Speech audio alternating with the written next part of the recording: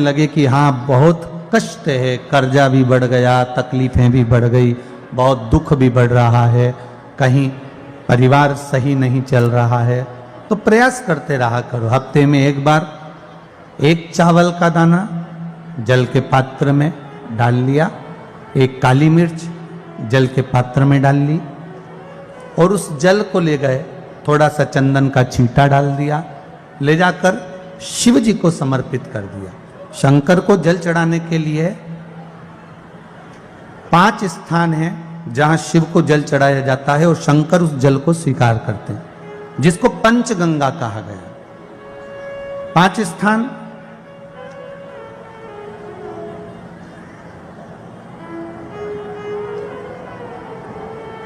अच्छे से समझ। ये चरण जहां से पानी नीचे की ओर जाता है। शंकर भगवान के 13 बच्चे हैं, 13 की 13 बच्चे, शिव जी का संपूर्ण परिवार, 33 कोटि देवता, 64 योगनियां, सब शिवलिंग के आसपास में। आप शंकर जी के मंदिर में जाकर ये कभी ना विचार करना कि पार्वती जी को ढूंढना पड़ेगा या गणेश जी को ढूंढना पड़ेगा या कार्तिकेय जी को ढूंढना पड़ेगा या भैरव को ढूंढना पड़ेगा। हमें शंकर के मंदिर में जाकर किसी देवता को ढूंढने की जरूरत नहीं है। जहां शंकर भगवान का शिवलिंग रखा हुआ है वो माता जी का हस्तकमल है, माता पार्वती जी का स्थान है। जहां शिवलिंग रखा है वो शंकर भगवान है। जहां जलाधारी है उस जलाधारी के पास में जहां पानी बहता है बीच में अशोक सुंदरी का स्थान है। जहां से पानी बह रहा है उसका राइट भाग वहां गणेश जी का स्थान है, लेफ्ट भाग कार्तिकेय जी का स्थान है। शंकर भगवान के ऊपर जो जल गिर रहा है वो शंकर भगवान की 5 लड़कियां जया, विषहरा, शामली बारी, दौतली, देव, ये शंकर जी की 5 बेटियां ऊपर हैं। जहां से पानी बहकर उस निकासी से, जहां नाली बनी रहती है, पानी जहां से निकलकर बाहर मंदिर के जा रहा है वो 33 कोटि देवताओं का स्थान है। इसलिए सारे मंदिरों की परिक्रमा हो सकती है पर शंकर जी के मंदिर की परिक्रमा नहीं करते, क्योंकि वो जल जो जा रहा है वो 33 कोटि देवताओं का स्थान है, उसको हम लांघ नहीं सकते। वो स्थान जल चढ़ाते समय आप इसका स्मरण रखें।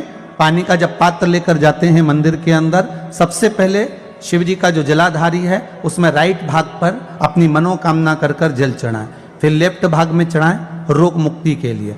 अशोक सुंदरी की जगह पर चढ़ाएं, ये 3रा स्थान। 4था स्थान माता पार्वती जी का जो कटी भाग है जहां पर शिवलिंग रखा हुआ है उस भाग पर जल चढ़ाएं, 4था भाग। 5वां भाग शंकर जी के ऊपर चढ़ाएं। ये 5 जगह पर जल क्रम वाइज चढ़ाएं। आप लोग जाते हो डायरेक्ट जाकर शंकर जी पे जल उंडेल करा जाते हो, सीधे गए और शिव जी पे जाकर आपने जल चढ़ा दिया। हमारे यहाँ शास्त्र कहता है जैसे अपन देवताओं की पूजन करते हैं तो पंडित जी सबसे पहले पूजन किसकी कराते हैं? जम के बोलो जरा, गणेश जी की। गणेश जी के बाद पूजन कराते कराते कराते कराते कराते कराते आगे के सारे देवता कराते कराते कराते कराते फिर पर पहुंचते हैं। आप डायरेक्ट मूल पूजन कराते कराते कराते कराते कराते कराते आगे के सारे देवता कराते कराते कराते कराते फिर मूल पूजन पर पहुंचते हैं। आप डायरेक्ट मूल पूजन पे पहुंच जाते हो। और सरल भाषा में समझ लो, जितनी सरल भाषा में समझोगे ना उतना अपने जीवन में उतर जाएगा। इस छत के ऊपर आपको चढ़ना है, निशानी रखी है,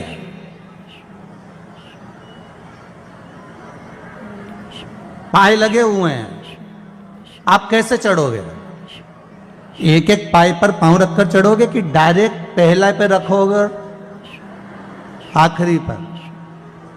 जम के बोलिए जरा, एक एक पाए पर पांव रखोगे ना कि धीरे धीरे हमको चढ़ना है।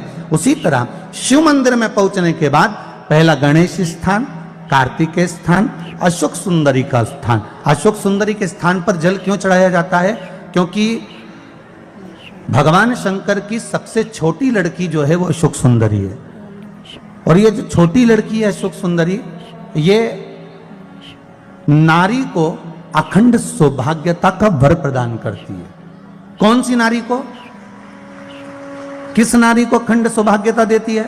तो महाराज शास्त्र कहता है जिस नारी के भाग्य में लिखा होता है कि इसको वैधव्य होना है, इसके पति को समाप्त होना है, अगर वो नारी अशोक सुंदरी वाली जगह पर जल चढ़ा देती है तो पति पर अगर काल भी मंडरा रहा होता है तो मां अशोक सुंदरी महाकाल से कहकर काल को टाल देती है। वो अशोक सुंदरी का स्थान,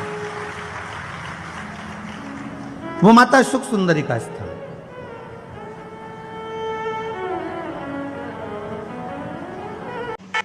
श्री शिवाय नमस्तभ्यम।